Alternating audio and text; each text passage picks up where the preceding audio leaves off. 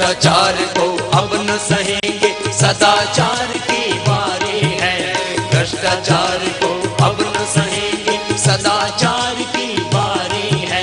स्वाभिमान जगा भारत का, नवयुग की तैयारी है। स्वाभिमान जगा भारत का, नवयुग की तैयारी है। जाग उठा है देश सारा, दृढ़ संकल्प की बारी है। स्वाभिमान जगा भारत का, नवयुग की तैयारी है। स्वाभिमान जगा भारत का, नवयुग की तैयारी है। भारत स्वाभिमान यात्रा के उत्तर प्रदेश यात्रा के दौरान स्वामी जी पहुंचे एटा जिले के ओमकारेश्वर ध्यान केंद्र मंदिर का उद्घाटन करने, जहां लोगों ने वंदे मातरम एवं भारत माता की जय घोष के साथ जोरदार स्वागत किया। लोग स्वामी जी की राह में पुष्प अर्पित कर आशीर्वाद प्राप्त कर रहे थे। इसके बाद स्वामी जी ने अपने कर कमलों द्वारा ओमकारेश्वर ध्यान केंद्र मंदिर का उद्घाटन किया। तत्पश्चात वरिष्ठ नागरिकों ने स्वामी जी महाराज का माल्यार्पण किया एवं स्मृति चिन्ह भेंट कर आशीर्वाद प्राप्त किया। तदुपरांत राष्ट्र नायक स्वामी रामदेव जी ने अपने उद्बोधन में कहा, आज ओंकारेश्वर ध्यान केंद्र के विशिष्ट शुभारंभ उद्घाटन के पवित्र अवसर पर उपस्थित सभी पितामही में बुजुर्ग, श्रद्धामयी माता, देश एवं अपने घर परिवार वंश का भविष्य बचपन, किसी भी बड़े कार्य के लिए कुछ अर्पित करने के लिए बहुत बड़ा मन रखना होता है और उस बड़े मन से, बड़े संकल्प से, बड़े उद्देश्य के लिए आदरणीय श्री लक्ष्मण स्वरूप जी सरकार जी के जो संस्कार देवीशील है और संस्कारों से अनुप्राणित होकर के भाई दिनेश बंधु जी और बहन मीरा देवी ने, भाई सम्राट विश्व बंधु जी, हम इस पूरे परिवार की इस पवित्र संकल्प के लिए पूरे पतंजलि पीठ परिवार की ओर से आप सबकी ओर से बहुत बहुत शुभकामनाएं देते हैं।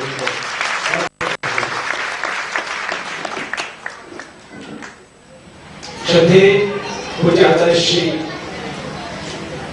स्वदेश जी की प्रेरणा से हमारे विद्वान आचार्य व्यास जी की मार्गदर्शन में यहाँ जो वर्षों से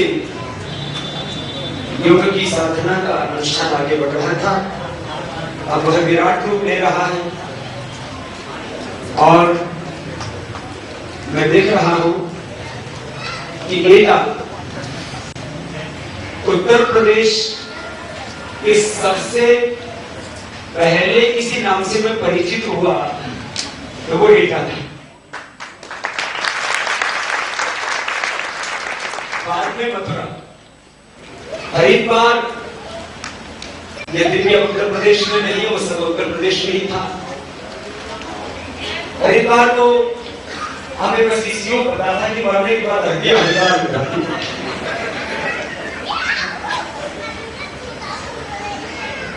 एटा को मैं गुरुकुल की कार्य से जानता था, क्योंकि बचपन से मेरे हृदय में संस्कार थे कि मैं गुरुकुल में जाके पढ़ूंगा। गुरुकुल कहाँ है? तो एटा में है, मेरठ में है, बोला जा गुरुकुल झज्जर में है, और ऐसे और कई गुरुकुलों का नाम सुना। बोले अच्छा गुरुकुल है। फिर बाद में मैं जिस गुरु जी से पढ़ा, श्रद्धेय आचार्य प्रद्युम्न जी से, और दूसरे गुरुदेव आचार्य श्री बलदेव जी से, सौभाग्य से वो दोनों ही गुरुजन इधर एटा में पढ़ कर गए। इसलिए मैंने कहा था एटा मेरे लिए तो एक गुरु भूमि हो गई, एक पुण्य भूमि हो गई, एक तीर्थ हो गई। कुछ चीजें दिखती नहीं है, जैसे आदमी क्या सोच रहा है, अच्छा सोच रहा है, बुरा सोच रहा है, ये मेरा मान करता है या अपमान करता है, ये मेरे से प्यार करता है या नफरत करता है, दिखता नहीं। ऐसे ही आदमी के अंदर हार्ट में ब्लॉकेज है या नहीं है, कुछ और भीतर इसका कोलेस्ट्रॉल कितना है, बीपी शुगर कितना है, ऐसे सामान्य रूप से नहीं दिखता, फिर मशीनों से देखना पड़ता है। आदमी का व्यवहार से पता लग जाता है कि इसके भीतर क्या है। खाली तो एक बात है, हमारा संकल्प है कि हर एक मानव महामानव बने, इंसान के भीतर भगवत्ता आए, इंसान प्रज्ञा के उच्च शिखर पर पहुंचे। पूरा आंदोलन है, इसके दो मुख्य केंद्र हैं, बाकी तो उसका विस्तार है। एक केंद्र होता है, एक परिधि। तो ये जो केंद्र है, केंद्र में दो चीजें हैं, उसका चारों तरफ विस्तार है, और उसका केंद्र है मानव महामानव बने, इंसान भगवान बने। भगवान बनने से मतलब उसके भीतर भगवत्ता है, इंसान के माध्यम से भगवान काम करने लग जाए, भगवान हमें अपना माध्यम बनाने काम करने दो। तो दिव्य कर्म हो, दिव्य युग का सृजन, व्यक्ति निर्माण, युग निर्माण का काम हो। और दूसरा, एक तरफ प्रत्येक भारतीय नागरिक वो प्रथम कोटि का नागरिक है। Every Indian citizen became number one, and our country, our Bharat, Aryavart देश, ये हमारा वर्ल्ड इकोनॉमिक सुपर पावर बने।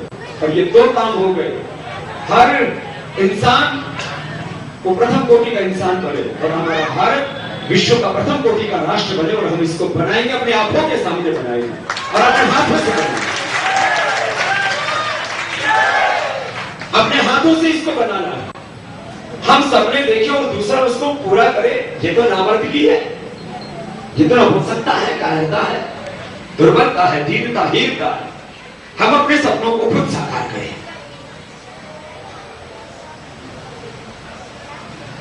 तो इंसान को प्रथम कोटि का इंसान बनाने के लिए तो वेद के आदर्श, अपने पूर्वजों के आदर्श, संस्कृतेन कमे महिमा श्रुतेन राधसा सत्य पंथा मनुचरी सूर्य चंद्र सावित्र महाजनो ये रखता सबंधा कर्मण्यः कर्माणि जिति विचेषण। ये हम मानव को महामानव बनाने का मंत्र। हर एक मानव महामानव बने, प्रथम कोटि का मानव बने, कुछ नया करे दुनिया को, कुछ नया दे के जाए। New invention, new research, new direction, ऐसा पूरा ह्यूमन, प्रत्येक मनुष्य के भीतर ये शक्ति, ये सामर्थ है। धरती की शांति और मनो की संतान, मनुष्य तो बड़ा महान है, तेरी आत्मा में स्वयं भगवान है, तेरी नभ से भी ऊंची उड़ान। जरा खुद को पहचान, अपनी शक्ति को समझ तो सही। एक इसमें तो बहुत प्रत्येक को खुद प्रयास करना पड़ता है। दूसरा, भारत को विश्व का प्रथम कोटि का राष्ट्र बनाने के लिए हम 4 कदम दूर हैं। खाली साहब आ जाएगी। तो अमेरिका की अर्थव्यवस्था का साइज क्या है? इकोनॉमी का साइज 732 लाख करोड़, चीन 503 लाख करोड़, जापान 215 लाख करोड़, भारत 202 लाख करोड़। 400 लाख रुपए का काला दिन जिस दिन भारत की अर्थव्यवस्था में सम्मिलित हो गया तो हो गया हमारा 400, 200, 602 लाख करोड़। और यदि हम अभी हमारा 10% का ग्रोथ है, अमेरिका का तो 2% का ग्रोथ रेट है। ये 400 लाख करोड़ पाने पर तो हमारा ग्रोथ रेट हो जाएगा कम से कम 15 से 20। हम 15 ही गिने तो एक साल के अंदर हम अमेरिका को क्रॉस कर जाएंगे। और 2020 तक तो ये दुनिया कहीं से भी हमें छू ना सकेगी। विश्व भारत के नेतृत्व में आगे बढ़ेगा, भारत के पीछे पूरा जमाना चलेगा। ओमकारेश्वर ध्यान केंद्र मंदिर में उपस्थित लोगों को आशीर्वाद दे स्वामी जी चल दिए एटा जिले के शिवनगर में स्थित श्री दीनबंधु दीनानाथ महाविद्यालय की ओर। जहां पहुंचने पर स्वामी जी का मंत्रोच्चारण के साथ जोरदार स्वागत किया गया। स्कूली छात्रा स्वामी जी की राह में पुष्प अर्पित कर अपने आदर को प्रकट कर रही थी।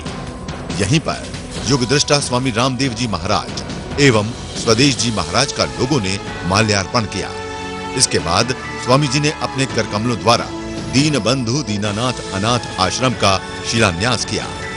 मंच पर स्वामी जी के सम्मान में स्काउट एंड गाइड की छात्राओं ने गीत प्रस्तुत किया। स्वागतम स्वागतम स्वागतम स्वागतम, आज कलियों ने कहा, आज फूलों ने कहा, आज कलियों ने कहा, आज फूलों ने कहा, स्वागतम स्वागतम स्वागतम स्वागतम स्वागतम स्वागतम स्वागतम स्वागतम स्वागतम।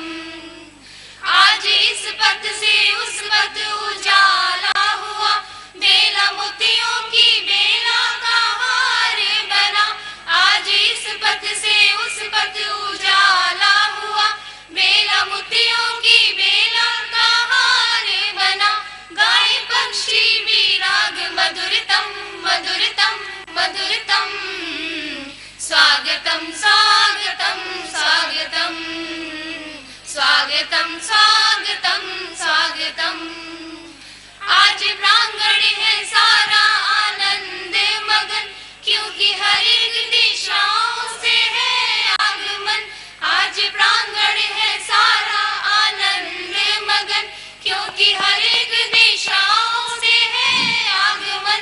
आए किस किस के आज शुभ कदम शुभ कदम शुभ कदम, स्वागतम स्वागतम स्वागतम स्वागतम स्वागतम स्वागतम स्वागतम स्वागतम स्वागतम स्वागतम स्वागतम स्वागतम। तथा स्वामी जी को एवं स्वदेश जी महाराज को स्काउट एंड गाइड की टोपी पहनाकर आशीर्वाद प्राप्त किया। यहीं पर स्वामी जी ने स्काउट एंड गाइड के झंडे का ध्वजारोहण किया और स्काउट एंड गाइड के छात्र छात्राओं ने परेड की। इसके बाद गणमान्य व्यक्ति ने काले धन पर कविता पाठ किया कि वतन में कर घुटाले जो, वतन में कर घुटाले जो, स्वेश खाते चलाते हैं। वो बनकर देश का गौरव, वो बनकर देश का गौरव, यहाँ सम्मान पाते हैं। उन्हें धिक्कार से बढ़कर, अरे धिक्कार है मेरा, जो पर्दा डाल कर सबसे नाम उनका छुपाते हैं। जो पर्दा डाल कर सबसे नाम उनका छुपाते हैं। एवं स्वामी जी द्वारा चलाए जा रहे भारत स्वाभिमान पर भी कविता का पाठ किया। भ्रष्टाचार, अनीति, गरीबी, हिंसा पीड़ित मानव को दर्द दिल की दवा दिलाकर दमन कर रहे दानव को। दर्द दिल की, शिक्षक समाज है इसलिए बोलना पड़ता है लेकिन भाषा सुने।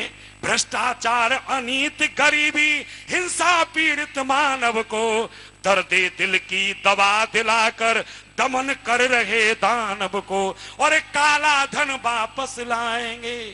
महाराज जी संघर्ष करो, महाराज जी संघर्ष करो, महाराज जी संकल्प करो और आज संकल्प लीजिए कि काला धन वापस लाएंगे।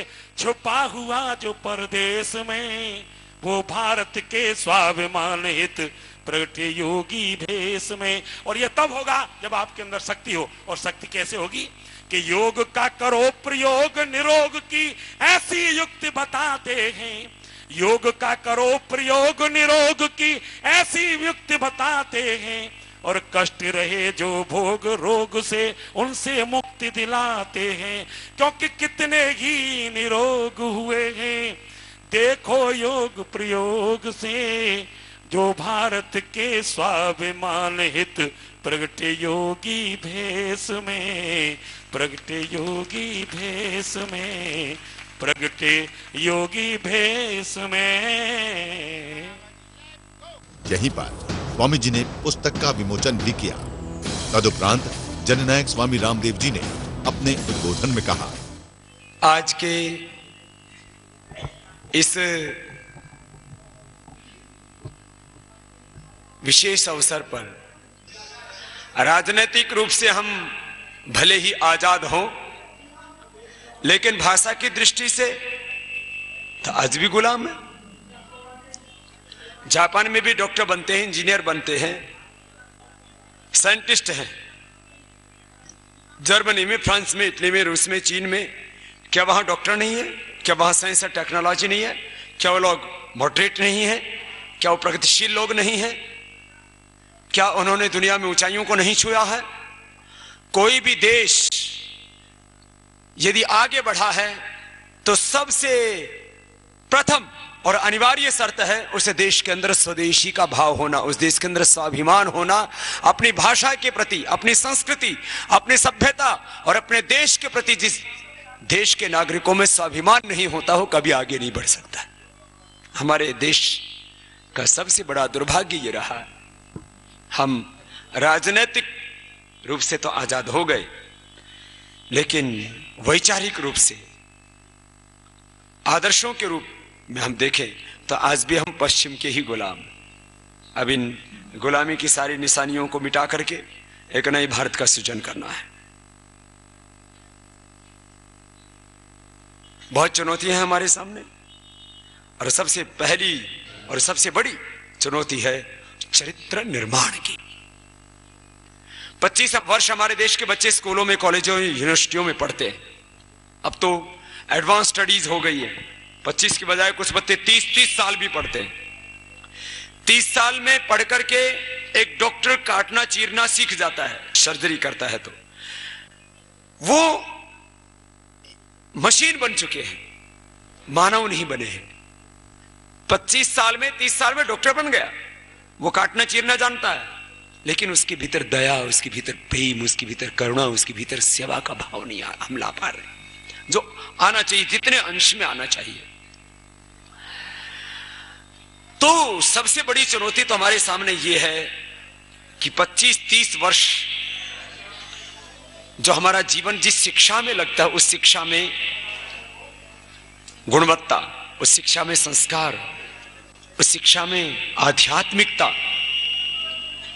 इसको लाने की बहुत जरूरत है। और अपनी देश की भाषा में शिक्षा और समान शिक्षा। ये जो हम बात कर रहे हैं ना, ये कि ऊंचे नीचे का भेद है, जातियों का भेद है, मजहबों का भेद है, गरीब अमीरी की विषमताओं से समाज में संघर्ष पैदा हो रहा है। इस सब विषमताओं को मिटाना और एक समतामूलक समाज की हमें रचना करनी है, तो एक ही माध्यम है। जिस दिन भारत में सब जातियों के, सब मजहबों के, गरीब अमीर सब लोग एक जैसे स्कूल, कॉलेज, यूनिवर्सिटियों में पढ़ना शुरू कर देंगे, भारत में से सारी विषमता समाप्त हो जाएगी। एक काम हो जाए। जर्मनी में सभी गरीब अमीर, हर जाति मजहब के लोग, जापान में, फ्रांस में, इटली में, यूके, यूएसए, यहां तक कनाडा में, सब जगह एक ही जैसे सबके लिए स्कूल, कॉलेज, यूनिवर्सिटी है। हमारे यहां तो बिल्कुल ऐसा नहीं है। तो हमें इस भारत को स्वर्ग भूमि बनाना है, हम इस भारत को ऋषि भूमि बनाना है, इस भारत को सच्चे अर्थों में आर्यवर्त, वास्तविक भारत बनाना है। तो सबसे पहला और अहम काम यह होगा कि हम अपनी शिक्षा व्यवस्था को अच्छा बनाएं, शिक्षा में संस्कार लाएं, शिक्षा में स्वाभिमान लाएं, शिक्षा में आध्यात्मिकता लाएं, शिक्षा में उच्च जीवन मूल्यों को स्थापित करें। और शिक्षा किताबों से कम, आचरण से ज्यादा दी जाती है। मुझे लगता है यह काम तो आज ही हो जाना चाहिए। जितने भी शिक्षक हैं, जितने भी आचार्य हैं, उन शिक्षकों का, आचार्यों का व्यवहार जिस दिन ऋषिमुनियों जैसा हो जाएगा, उस दिन भारत बदल जाएगा। देखो, कहीं ना कहीं से तो बदलाव शुरू होना है। हमारे यहां पर हम आचार्य को भगवान से भी बड़ा दर्जा देते हैं, और हम कहते हैं मातृमान पितृमान आचार्यवान पुरुष वेद। मातृदेवो भव पितृदेवो भव आचार्य देवो भव अतिथि देवो भव। ये हमारी संस्कृति, ये हमारी सभ्यता, ये हमारा आदर्श कहीं कमजोर पड़ता जा रहा है। और जिस किसी को देखो अध्यापक तो कोई बनना ही नहीं चाहता। किसी भी बच्चे से पूछो क्या बनना चाहते हो, डॉक्टर। दूसरा पूछते क्या बनना चाहते हो, इंजीनियर। और क्या बनना चाहते हो, किसी ने थोड़ा बहुत कहीं लाल बत्ती वाली गाड़ी देख ली होगी तो आईएएस आईपीएस बनना चाहता हूं। मतलब हमने जो अध्यापक सबसे ऊंचे स्थान पर था उसको सबसे पीछे लाके खड़ा कर दिया है। जिस दिन इस देश के अंदर अध्यापक का सम्मान डॉक्टर से इंजीनियर से, डॉक्टर इंजीनियर से ही नहीं, आईएएस आईपीएस ऑफिसर से ही नहीं, जिस दिन इस देश में अध्यापक का सम्मान मंत्रियों से, एमएलए एमपीओ से, प्रधानमंत्री से भी ज्यादा होना शुरू हो जाएगा, उस दिन भारत आगे बढ़ जाएगा। ये तो सबसे ऊंचा होता है। पहले आचार्यों को देकर के राजा आसन छोड़ देता था, ऐसा होता था। ये पूरी प्रक्रिया को, परंपरा को बदलना पड़ेगा और हम बदलेंगे। हम अपने हाथों से नया भारत बनाएंगे। हम अपने हाथों से, अपने कर्म से, अपनी शक्ति से, अपनी प्रतिभा से, अपने ज्ञान से नया विश्व घड़ेंगे। हमें अपने जीवन को बनाना है। आत्मनिर्माण और राष्ट्र निर्माण दूसरों के भरोसे नहीं, अपने ऊपर भरोसा रख करके अपने हाथों से अपने जीवन को घड़ना है, अपनी प्रतिमा को घड़ना है और राष्ट्र निर्माण और युग निर्माण के इस अपने बड़े सपने को पूरा करना है। मैं अपने पूरे जीवन के ध्येय को 10 शब्दों में कहूं और अपना ही क्यों, अपने संस्कृति का, अपने धर्म का, अध्यात्म का, वेदों का जो लक्ष्य है वो 2 हैं। ये तो अभ्युदय निश्चय सिद्धि सा धर्म। विद्याम च यस्तद वेदो भयंसः संभूतिम च विनाशम च यस्तद वेदो भयंसः। हमारे जीवन के 2 लक्ष्य होने चाहिए। हम अपने संस्कृति के आलोक में इसको देखें, अपने इतिहास के आलोक में इसको देखें और इस युग धर्म के अनुसार इसको देखें तो 2 लक्ष्य हमारे। एक अपने से संबंधित, जरा ये 2 बातें याद करके जाना और ऐसे ही खुद को बनाना और अपने देश को बनाना है। एक लक्ष्य हमारा, हमें प्रथम कोटि का इंसान बनना है। क्या बोला मैंने, हमें, और प्रथम कोटि का इंसान बनने का सामर्थ्य भगवान ने सबको बराबर दिया है। प्रथम कोटि का इंसान जिस भी क्षेत्र में हो, किसान बनना तो प्रथम कोटि का, जवान बनना तो प्रथम कोटि का, जो भी बनो, अध्यापक बनो, लेक्चरर, प्रोफेसर, डॉक्टर बनो, इंजीनियर बनो, साइंटिस्ट बनो, आईएएस आईपीएस ऑफिसर बनो, जो बनो प्रथम कोटि के बनो। प्रथम कोटि का बनकर के ही जीवो, नहीं तो इस जीने से तो मर जाना बेहतर है। हम देखते हुए अंधे, सुनते हुए बहरे, बोलते हुए गूंगे और जीते हुए मुर्दे रहते हैं। क्या जिंदगी है ये।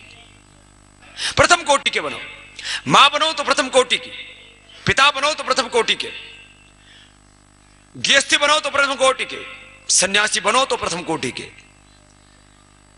मैं किसी किसी को देखता हूं जीवन में आशा ही नहीं होती, क्या करें, काटनी है जिंदगी, जितनी ठीक से कट जाए उतनी अच्छी, जितना टाइम पास हो जाए उतना ही अच्छा। नहीं, हमेशा ऊंचा हौसला रहे हमारा, ऊंचे संकल्प हो हमारे, ऊंचा ध्येय हो हमारा, ऊंचा लक्ष्य हो हमारा। छोटे उद्देश्यों के लिए जीना जीवन का तिरस्कार है, ठीक नहीं। तो एक लक्ष्य, every Indian citizen became number 1। तो आप लोग नंबर 1 बनने के लिए तैयार हैं? बोले बाबा कह रहे हो तो बनना तो पड़ेगा। बनना नहीं पड़ेगा, बनना ही है, मजबूरी नहीं। और तुम बन सकते हो। मैंने अपने आप को उन्हीं गांव की गलियों से उठा करके यहां तक खड़ा किया है। मैंने बड़ा बनने के लिए जाति का सहारा नहीं लिया, मजहब को अपनी सीढ़ियां नहीं बनाया, दूसरों को सीढ़ियां बना करके मंजिल पाने वाले, दूसरों को सीढ़ियां बना करके या दूसरों की बैसाखियों के सहारे चल करके अपनी मंजिल तय करने वाले कायर, कमजोर और बुज़दिल होते हैं। और ये कमजोर सीढ़ियां हैं, ये बैसाखियां जाति की, मजहब की, प्रांत की, भाषा की, और दूसरों को सीढ़ी बना करके तुम आगे बढ़ो, ये तुम्हारी बहादुरी नहीं है। कोई जाति को, कोई प्रांत को, कोई मजहब को, कोई अमीर आदमी को, कोई दूसरे उद्योगपतियों के रहम पर जिंदा है। दूसरा मेरे को नौकरी दे देगा, बाबूजी हमें नौकरी दे दो, हमें अपने यहाँ अध्यापक ही लगा लो और कुछ नहीं है तो चपरासी ही लगा लो हमको। अरे तुम ऐसे बनो कि तुम एक एक, सौ सौ को नहीं, हजारों हजारों को नौकरी दे सको, ऐसे अपने आप को तैयार करो। नौकरी करना अच्छी बात है, लेकिन दूसरों को नौकरी देना उससे भी अच्छी बात है। दूसरों की रहमत पर जिंदा रहना यह भी ठीक है, लेकिन तुम्हारी रहमत पर, तुम्हारी कृपा पर, तुम्हारे पुरुषार्थ पर लोग जिंदा रहें, ये उससे बड़ी बात है। ऐसा बनना है आपको। मुझे तो अपना बचपन याद हुआ है, मैं जब स्कूल में था तब ये दया कर दान भक्ति का हमें परमात्मा देना, दया करना हमारी आत्मा में शुद्धता देना, बहा दो प्रेम का सागर दिलों में प्यार। और ये प्रार्थना मैंने आज पता नहीं कितने वर्षों के बाद पहली बार कहीं सुनी। मैं तो भूल सा ही गया था। मैं एक दिन ऐसे सोचता था, वो बचपन में प्रार्थना बोला करता था, ये 3 प्रार्थनाएं मेरी फेवरेट थी। मैं खुद स्कूल में शायद 3री क्लास से जब प्रेयर करते थे स्कूल में, तब मैं खुद बोला करता था, मैं वह पुरुष बनूं भगवान बढ़े भारत की जिससे ईशान, राम भरत सा मेरा बन हो, अर्जुन भीम सा मेरा तन हो पटेल सा स्वाभिमान, और वह शक्ति हमें दो दया निधि, कर्तव्य मार्ग पर डट जाए। वतन के वास्ते जीना, वतन के वास्ते मरना, वतन पर जान फिदा करना, प्रभु हमको सिखा देना, दया कर दान भक्ति का हमें परमात्मा देना। मैं ऐसे तो जीने लग गया इसमें। आप गाते हो, मैं जीता हूं। मैं चाहता हूं सब अब इसमें जीने लग जाएं। गाते हुए तो बहुत दिन हो गए तुमको। हाँ, आप जिएंगे ना? आपके चेहरों की मुस्कान तो यही कह रही है, आप जिएंगे ऐसे ही। क्या बात है, बहनें बहुत मुस्कुरा रही हैं, तुम ठूठो बैठ क्यों गए हो ऐसे? हाँ, कुछ तो हंसते ही नहीं, जब देखो ऐसे खड़ूस मनहूस से ऐसे बैठे रहते। हाँ, हमेशा तरोताजा रहा करो, हमेशा जिंदगी जीने की आशा एक क्षण के लिए भी मिटनी नहीं चाहिए। कुछ ऐसे डिप्रेशन में रहते हो हमेशा। हे भगवान,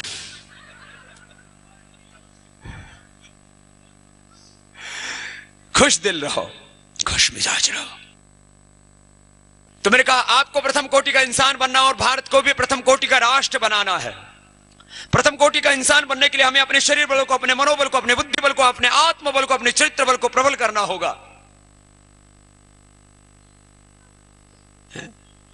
हमारी भुजाओं में दमखम होना चाहिए, भुजाएं मजबूत होनी चाहिए। मैं सन्यासी होकर के मेरी भुजाएं मजबूत रखता हूं, तो तुम्हारी भी भुजाएं मजबूत होनी चाहिए। यहां मरे मरे से जीत। परेड के समय तो सावधान, परेड सावधान, परेड विश्राम, फिर दिन भर विश्राम ही चलता रहता है। हमेशा सावधान है, हमेशा हमेशा। विश्राम की स्थिति तो रात को सोते समय ठीक है, बाकी 18 घंटे बोलो सावधान। और सावधान मतलब होने का मतलब ऐसे अकड़ के नहीं खड़े रहना। सजगता, जागरूकता, होश पूर्ण जीवन जीना। शरीर में सबसे ऊपर क्या है? मस्तिष्क में क्या है? ज्ञान। हर एक काम को ज्ञान पूर्वक कर लेना, यह आपको जीवन का सबसे बड़ा सूत्र दे दिया। बस कल्याण हो जाएगा। भाई बहनों, अपने आप को बहुत सबल बनाना। हमारे शरीर बल, हमारे मनोबल, हमारा बुद्धि बल, हमारा आत्मबल, हमारा चित्र बल इतना ऊंचा होना चाहिए। लोग कह रहे जीवन हो तो ऐसा, क्या कमाल का जीवन है, फिर सड्डी बन के नहीं रहना। राष्ट्र, जब पूरे राष्ट्र के नागरिक शक्तिशाली होंगे तो राष्ट्र तो सदा शक्तिशाली होगा ही। वैश्विक दृष्टि से देखें तो भारत चौथे दर्जे पर खड़ा है। आर्थिक दृष्टि से, सामाजिक दृष्टि से, सेना की दृष्टि से चौथे दर्जे पर खड़े हैं। संसाधनों की दृष्टि से में तो हम बहुत ऊंचे हैं। आज कोई भी देश सर्वाधिक शक्तिशाली, इसका सबसे बड़ा पैमाना क्या होता है? उसकी देश की आर्थिक शक्ति कितनी। पैसा जिसके पास हो कुछ भी कर सकता है। पैसा होगा तो बम भी बना लेगा, जहाज भी बना लेगा, सेना भी बड़ी बना लेगा। पैसा होगा तो स्कूल, कॉलेज, यूनिवर्सिटी सब कुछ बना लेगा। जो इकोनॉमिक पावर होता है वही वर्ल्ड सुपर पावर होता है। तो भारत को वर्ल्ड इकोनॉमिक सुपर पावर बनाना है। अभी चौथे नंबर पर है हम। कौन से नंबर पर हैं? 732 लाख करोड़ रुपए की जीडीपी अमेरिका की है। अमेरिका की अर्थव्यवस्था का आकार, इकोनॉमी का साइज क्या है अमेरिका का? 732। और चीन की इकोनॉमी का साइज है 503 लाख करोड़। कितना? और जापान की इकोनॉमी का साइज है 215 लाख करोड़। कितना? और भारत की इकोनॉमी का साइज है 202 लाख करोड़। कितना? 202। ठीक है। और यदि ये 400 लाख करोड़ जो काला धन लूटा है भ्रष्ट बेईमान गद्दार लोगों ने, वो वापस मिल जाए तो कितना हो जाएगा? 602 हो गया। और फिर जितनी जीडीपी होती है, ये जो इतना पैसा आएगा इसको एग्रीकल्चर, इंडस्ट्री, सर्विसेज में तो लगाएंगे। पैसा आने के बाद थोड़ी उसकी दारू पीनी है कोई ला करके। तो फिर वो उसमें जीडीपी बढ़ती है। अभी हमारी ग्रोथ रेट कितनी है? 10। अमेरिका की ग्रोथ रेट कितनी है? 2। तो अमेरिका तो अब बढ़ने की संभावना खत्म होगी। जैसे आदमी की 20-22 साल तक हाइट बढ़ती है, उसके बाद रुक जाती है। तो वो तो उसकी तो हाइट पूरी हो चुकी है, अब जहां पहुंचना था पहुंच गया। अब भारत की बारी है। हम यदि 10 से नहीं 15-20 की दर से बढ़ते हैं और हमारी 602 लाख करोड़ रुपए की अर्थव्यवस्था, अमेरिका 732 लाख करोड़ रुपए, और उसका तो ऊपर 1055 लाख करोड़ का तो कर्ज है। कितना? और विदेशी कर्ज देखा जाए, एक्सटर्नल डेट देखा जाए तो 667 लाख करोड़ है। कितना? और भारत के ऊपर मात्र 11 लाख करोड़। कितना? बस। तो भारत 1 वर्ष के अंदर अमेरिका को पछाड़ देगा और 2020 तक तो भारत के पीछे पूरी दुनिया चलेगी। इतना ताकतवर देश हम बना देंगे यदि हमने काले धन की अर्थव्यवस्था को खत्म कर दिया। This is the mechanism of why we can. हम कैसे बना सकते हैं भारत को world economic super power. Mechanism समझ में आ गया? ये मैथमेटिक्स बता दिया आपको, मैकेनिज्म बता दिया है। कोई सपना नहीं है, कोई कल्पना नहीं है। और अपनी आंखों के सामने जब भारत इतना शक्तिशाली होगा तो हमारा गौरव होगा। भगवान करे आप सबके भीतर जो सदा जागता रहे, उत्साह सदा जागता रहे। आप सबको, हमारे डॉक्टर साहब को, और श्रद्धे हमारे पूज्य आचार्य श्री सदेश जी को, और यहाँ मंच पर मेरे दाएं बाएं विराजमान और हमारे सभी पत्रकार बंधुओं को जो है मैं हृदय से प्रणाम करता हूँ। और आपने मुझे बहुत प्यार से सुना। आजकल लोग सुनते कम हैं, सुनाते ज़्यादा हैं। आपने इतना सुना मुझे, और मुझे लगता है जिस संकल्प में मैं जीता हूँ, हम सब उसी संकल्प में जीना चाहते हैं और अपने जीवन को प्रथम कोटि का जीवन बनाना चाहते हैं। अपने राष्ट्र को भी प्रथम कोटि का राष्ट्र बनाना चाहते हैं। और ये काम हमें खुद करना है, अपनी आंखों के सामने करना है, और ये काम जल्दी ही पूरा होगा। ऐसी प्रभु के चरणों में प्रार्थना। आप सबको बहुत बहुत शुभकामनाएं। शिवनगर के लोगों को भारत स्वाभिमान का ध्येय समझाने के पश्चात स्वामी जी चल दिए एटा जिले के आर्ष गुरुकुल की ओर, जहां स्वामी जी का पारंपरिक तरीके से स्वागत किया गया। मंत्रोच्चारण के साथ तिलक व माल्यार्पण किया गया तथा इसी गुरुकुल में प्रद्युम्न जी महाराज ने शिक्षा ग्रहण की थी। इसके बाद स्वदेश जी महाराज ने अपने उद्बोधन में कहा, पूज्य आचार्य वागीश जी, समस्त ब्रह्मचारियों, समुपस्थित सज्जनों, पूजा के योग्य मातृशक्ति, तीर्थ जहाँ पर भी महापुरुष पहुँच जाते हैं वही स्थान तीर्थ बन जाता है। और हमें बड़ा गौरव है स्वामी जी को पाते ही। कभी हम आचार्य जी गुरुकुल में पढ़ते थे तब गाया करते थे कि आएंगे खत अरब से, उनमें लिखा ये होगा कि गुरुकुल का ब्रह्मचारी हलचल मचा रहा है। तब मुझे लगता था ये तो कल्पना है। अरे गाने को तो कभी ने बना दिया तो गा दिया। लेकिन बड़ा अब मुझे ऐसा लगता है जब बड़े बड़े सम्मेलनों को देखता हूँ, स्वामी जी के सत्संग को देखता हूँ, तो सहसा ही याद आ जाता है कि जो हम गाया करते थे पहले, तो वो आज भावनाएं सारी साकार हो रही हैं। आपको पता है कि सब जगह से ये सूचनाएं आती हैं, एक दो देश से नहीं, ऐसे पता नहीं कहां कहां जाकर के। और जो हम गाया करते थे कि गुरुकुल का ब्रह्मचारी हलचल मचा रहा है, तो निश्चित रूप से स्वामी जी ने वो स्वप्न साकार करके दिखा दिए कि गुरुकुल का ब्रह्मचारी हलचल मचाता। और जो अंग्रेजी शिक्षा के क्षेत्र में ये सोचते हैं कि अंग्रेजी शिक्षा से ही विकास हो सकता, ध्यान रखो कि स्वामी जी का जीवन आपके सामने है। स्वामी जी का जीवन आपके सामने, आप ये सोचते हैं अंग्रेजी पढ़ करके ही या अंग्रेजी शिक्षा को पढ़ करके ही और व्यक्ति विकास कर सकता है, तो मैं सोचता हूं स्वामी जी इस भ्रम को तोड़ते हैं। स्वामी जी ने अंग्रेजी पद्धति शिक्षा प्राप्त नहीं की और गुरुकुल की पद्धति शिक्षा प्राप्त की, अपना विकास वहां करके दिखाया कि अच्छे अच्छे अंग्रेजी पढ़ने वाले चरणों में बैठ करके अपने को धन्य मान रहे हैं। इससे ज्यादा और क्या प्रमाण होगा। तो निश्चित रूप से जब ऐसे आदर्श हमारे सामने आएंगे तो हमारी वो शिक्षा, गुरुकुल शिक्षा प्रणाली है, उसका समुद्धार होगा। अधिक न कहता हुआ मैं हृदय से पूज्य स्वामी जी का, असल में हमारे लिए तो ये क्षेत्र एक तरह से घर जैसी है। स्वामी जी हमारे अतिथि, हम यहाँ के लिए अतिथि नहीं है, क्योंकि हमारी जन्मभूमि भी इधर की है, रहने वाले भी उत्तर प्रदेश के ही हैं। तो असली अर्थों में तो पूज्य स्वामी जी हमारे अतिथि हैं। मैं उनका हृदय से स्वागत करता हूं गुरुकुल परिवार की तरफ से, और अपने गुरुकुल परिवार को भी, अपने ब्रह्मचारियों को भी बहुत बहुत साधुवाद देता हूं कि उन्होंने बुलाया है हमें, हृदय स्वामी जी का सत्कार किया, हमारा सत्कार किया। इसके लिए हम हृदय से धन्यवाद देते हैं। गुरुकुल के भविष्य की उज्जवल कामनाएं करता हुआ, ज्यादा समय नहीं है, बहुत बहुत शुभकामनाएं, बहुत बहुत धन्यवाद। ओम शांति। तदुपरांत सत्य की प्रतिमूर्ति स्वामी रामदेव जी महाराज ने अपने उद्बोधन में कहा, मैंने जीवन में कृतज्ञता को सबसे ऊंचे स्थान पर रखा है, और इसको मैं कहता भी हूं और इसमें मैं स्वयं जीता भी हूं। और मैंने जितने भी महापुरुष जीवन में देखे, जिनके बारे में पढ़ा और जिनको मैं अपना आदर्श मानता हूं, मैंने उन सब के भी जीवन में देखा कि उनके जीवन में कृतज्ञता बहुत ऊंचे स्थान पर थी। और महर्षि दयानंद तो कहते हैं कृतघ्नता महापाप है। ऋषि दयानंद को दीपक में तेल डालने के लिए भी जो सहयोग करता था, उसका भी नाम उन्होंने कृतज्ञता पूर्वक अपने आत्मकथा में लिखा। कितने उपकार हैं माता पिता के हम पर, कितने उपकार हैं गुरुजनों के हम पर, कितने उपकार हैं मातृभूमि के हम पर, और कितने उपकार हैं उस भगवान के हम पर। हृदय कृतज्ञता से भर जाता है जब भगवान को याद करते हैं, उसके अनुग्रह को, उसकी कृपा को। ये यज्ञ तीर्थ गुरुकुल एटा मेरे लिए कृतज्ञता की भूमि है। जो कुछ हमारे जीवन में होता है वो भगवान का विधान होता है, हम सब निमित्त मात्र होते हैं।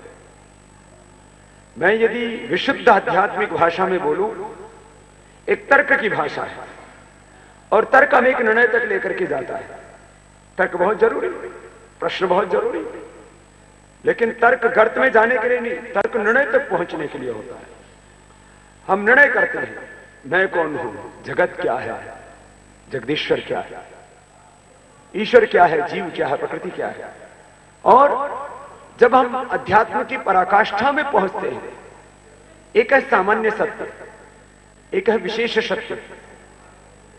एक सामान्य सत्य है, वैज्ञानिक सत्य है, एक अंतिम सत्य आध्यात्मिक सत्य। तो अंतिम सत्य और आध्यात्मिक सत्य यह है कि हमारे मस्तिष्क में जो हमें प्रेरणा देता है, हमें ज्ञान देता है, हमें दिशा देता है, हमें उपदेश देता है, हमें जो आदेश देता है, निर्देश देता है, वो भगवान है।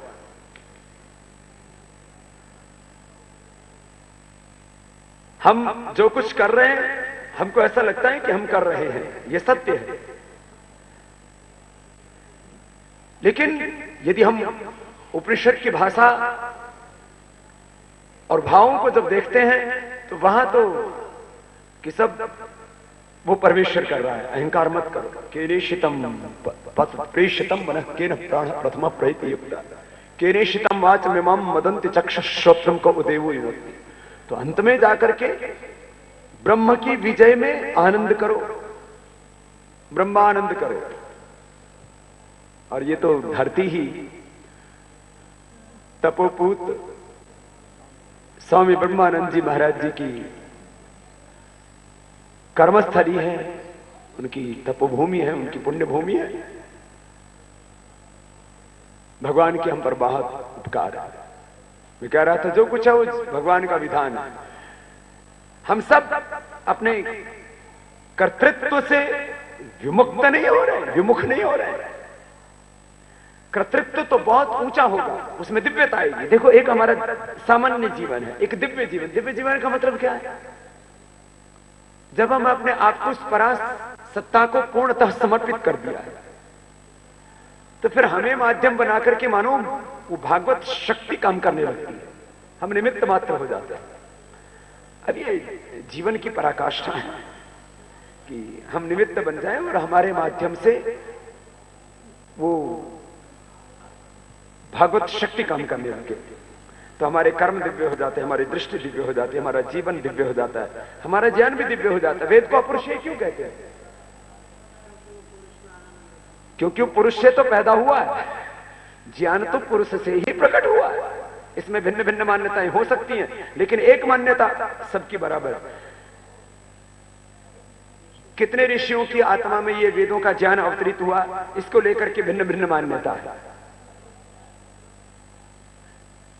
लेकिन एक मान्यता सबकी बराबर है कि ऋषियों के मस्तिष्क में ज्ञान उतरा। तो फिर यदि मेरे मस्तिष्क में ज्ञान उतरा तो मेरा ज्ञान हो गया भगवान का। मैं कोई इन्वेंशन करता हूं, कोई रिसर्च करता हूं। वेद क्या है? वो ज्ञान विज्ञान के भंडार। वेद नाम ही ज्ञान का है। तो ज्ञान मेरे मस्तिष्क में उतरा तो ये ज्ञान मेरा हो गया भगवान का। बोलो प्रत्यक्ष में तो आप कहेंगे तो मेरा ही है, ये मेरा इन्वेंशन है, मेरा रिसर्च है, व्यक्तियों के नाम से ही जाना जाता है। तो जब हमारा अंतःकरण पूरी तरह शुद्ध हो जाता है, हम उस भगवान को समर्पित हो जाते हैं, तो अभी भी जो भी शुद्ध सत्व है वो परमात्मा की ओर से हमारे भीतर उतरता है। ऐसा नहीं कि वो पहले ज्ञान का अवतरण पहले घटित हो चुका और दोबारा नहीं घटित होगी। ये घटना कहने का तात्पर्य ये तो आध्यात्म का एक बहुत गहरा विषय हो जाएगा। मैं कह रहा था जो कुछ है उस भगवान की मूल प्रेरणा उसकी है, मूल में वो है सबके। इतना तो सब समझ ही सकते हैं। श्रद्धे गुरुदेव आचार्य श्री पद्म जी का यहां पर आना वो भी भगवान का विधान है। उनका यहां पर पढ़ना, उनका हमें पढ़ाना। और श्रद्धे आचार्य श्री यदि ना मिलते तो शायद मेरा जीवन आज ऐसा ना होता जैसा मैं आपके सामने हूं। तो मुझे बनाने में यदि मेरे गुरुदेव का योगदान है तो मेरे गुरुदेव को निर्मित करने में इस यज्ञ तीर्थ एटा का बहुत बड़ा योगदान है। इसलिए मैं इस पृथ्वी देखने में तो जड़ लगती है, लेकिन इसके भीतर भी एक बहुत ऊंची जीवंतता है, क्योंकि इसके भी मूल में तो परमेश्वर है। तो इस धरती माता का, इस गुरुभूमि का, इस कुलभूमि का बहुत बड़ा ऋण है, प्रत्यक्ष रूप से नहीं परोक्ष रूप से मुझ पर। तो मैं अभिभूत हूं, अनुग्रहित हूं, कृतार्थ हूं यहां आकर के। और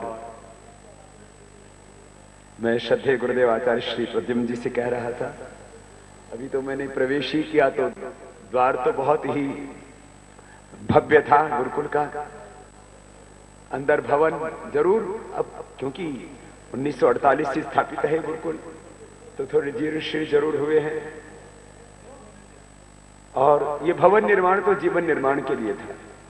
मैं देखता हूं जब तक भवन नहीं बनते तब तक जीवन निर्माण बहुत अच्छा होता है, और जब भवन निर्माण में पूरी ऊर्जा लग जाती है तो जीवन निर्माण कमजोर पड़ जाता है। ये दो बड़े विचित्र पक्ष।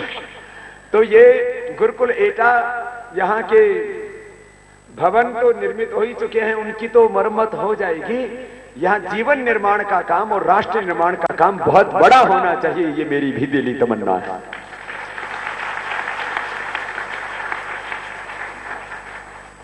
और ऐसा होगा तो मुझे भी संतुष्टि होगी।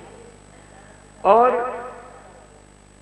इस पूरी प्रक्रिया में यदि मेरा कहीं योगदान होगा तो ये मेरी जीवन की धन्यता होगी।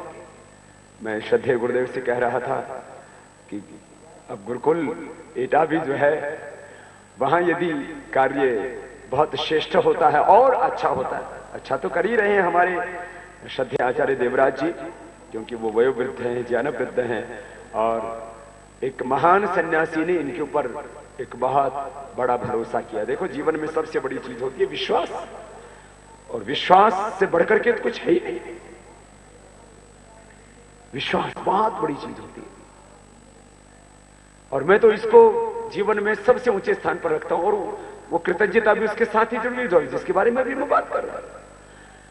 तो ये जो गुरुकुल है ये मात्र ईंट दीवारों का नाम नहीं, इसके पीछे एक बहुत बड़ा ऊंचा विजय यज्ञ का मतलब एक राष्ट्र को विश्व विजयी बनाना, वैदिक धर्म को विश्व पटल पर प्रतिष्ठापित करना, और दोबारा से इस धरती के ऊपर ऋषि युग को लाना। ये एक बहुत ऊंचा संकल्प था हमारे सभी पूर्ववर्ती संत महापुरुषों का, ऋषियों का। तो पूज्य स्वामी ब्रह्मानंद जी महाराज ने जिनके ऊपर इतना बड़ा विश्वास किया है, ये कोई छोटी बात नहीं। और इनकी पिताश्री ने भी बहुत तप किया। मैं इस अनुष्ठान में वो अपने सामर्थ्य से लगे हुए हैं, और हमारे वैदिक परंपरा के बहुत ही उद्भट विद्वान प्रवक्ता, बहुत ही वो उनका चरित्र, उनका व्यक्तित्व बहुत आकर्षक है। मैंने उनसे बहुत कम मिला हूं, लेकिन इनका भी यश बहुत व्यापक रूप में केवल आर्य समाज के क्षेत्र में नहीं, गुरुकुलीय परंपरा में नहीं, दूर दूर तक फैला है। ऐसे हमारे डॉक्टर वागीश जी और हमारे भाई रामदत्त जी, जगत मुनि जी। मैं तो एक ही बात कहता हूं भाई, अब आप सब मुझसे आयु में तो काफी लगभग सब बड़े ही हैं, और मैं आश्रम व्यवस्था में सन्यासी हूं, यहां बड़े छोटे की बात नहीं।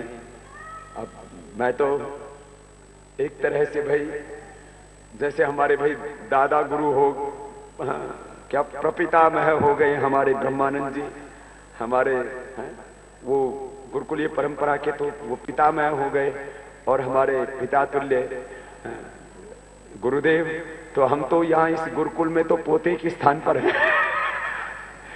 तो अब जो है एक संसार की परंपरा की बात कर रहा हूं मैं, तो हमें तो लगता है कि हमारा ये गुरुकुल खूब फले फूले, और हम भी गौरव से कह सकें कि भाई गुरुकुल एटा हमारे गुरु की भूमि है, हमारी गुरु भूमि है, यह हमारी पुण्य भूमि है। इसका यश ऐसे फैले पूरे विश्व में, कुछ ऐसा यहां पर होना ही चाहिए। गुरुकुल की यज्ञशाला की बातें मैंने बहुत सुनी। गुरुकुल एटा सबसे भव्य यज्ञशाला है। ऐसा इसका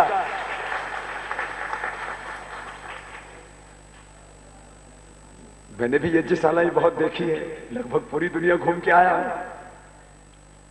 लेकिन ये सत्य है कि इतनी भव्य, और ये दरअसल जैसे कहते हैं भाई, मेरी तो श्रद्धा यहां से जुड़ी हुई है, इसलिए मुझे तो यहां का सभी कुछ अच्छा लग रहा है, लेकिन यज्ञशाला वास्तव में बहुत अच्छी लग रही है। जो संकल्प है हमारा व्यक्ति निर्माण, राष्ट्र निर्माण का, और वेद की परंपराएं भी उसी पर टिकी हैं हमारी। तो जो हमारे जीवन का ध्येय है कि वेद भी वही कहता है, इंद्रम वर्धन तो अप्तुरा। एक मेरे से बोले, बाबा जी आपके पास कौन सी डिग्री है? मैंने कहा हम डिग्री देते हैं। आप कौन सी यूनिवर्सिटी में पढ़े हो? मैंने कहा हमने यूनिवर्सिटी बनाई है। हम जिन गुरुकुलों में पढ़े वो यूनिवर्सिटी नहीं थी, हमने यूनिवर्सिटी बनाई है। हमने आयुर्वेदिक कॉलेज बनाया है, यूनिवर्सिटी बनाई है। हम डिग्री देते, मास्टर डिग्री देते हैं। भाई बना गुरुकुल का ब्रह्मचारी का हौसला बहुत ऊंचा होना चाहिए। हमको लगता है हम कहां गुरुकुल में फंस गए।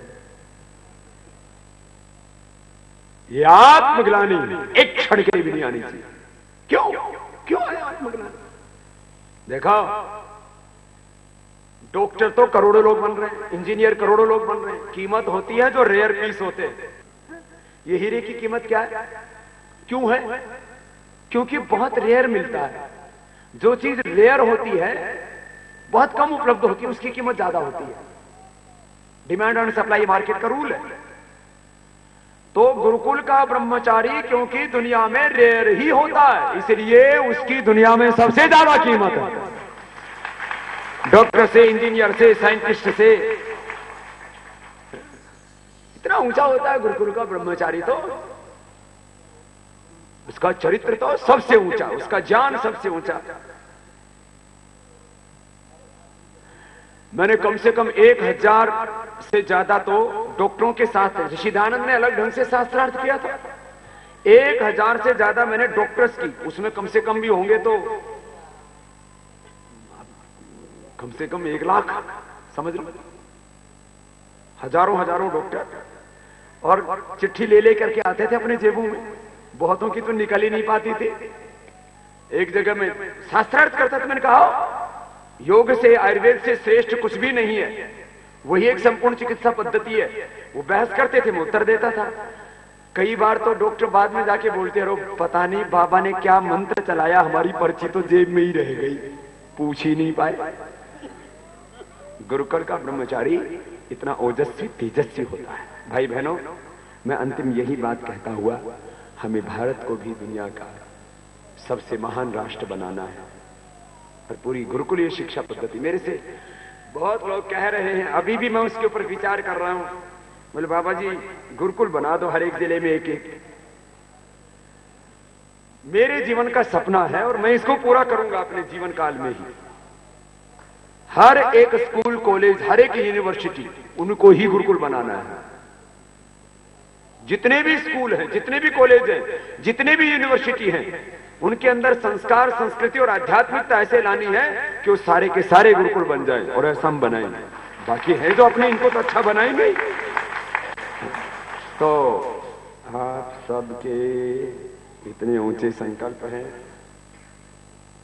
और मैंने कहा मैं तो बहुत अभिभूत हूं, यहां आकर के अनुग्रहित हूं, कृतज्ञता अनुभव कर रहा हूं। और आज ये कार्यक्रम कोई ये घोषित कार्यक्रम नहीं था।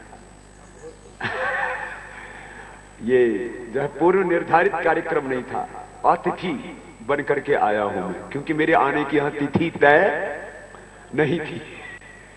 तो मैं तो अतिथि के रूप में अपनी कृतज्ञता प्रकट करने के लिए, मेरे लिए गुरुकुल एटा एक सामान्य गुरुकुल नहीं है, मेरे लिए एक बहुत बड़ा तीर्थ है। तो इस तीर्थ में आकर के मैं अपने आप को कृतार्थ, धन्य अनुभव कर रहा हूं। एक बार पुनः मैं हमारे विद्वान आचार्य श्री देवराज शास्त्री जी, हमारे बहुत ही वरिष्ठ विद्वान डॉक्टर भागीश जी, हमारे श्री रामदत्त शर्मा जी, हमारे श्रद्धेय मुनि जगत मुनि जी, सबको प्रणाम करता हूं। आप सब भाई बहनों को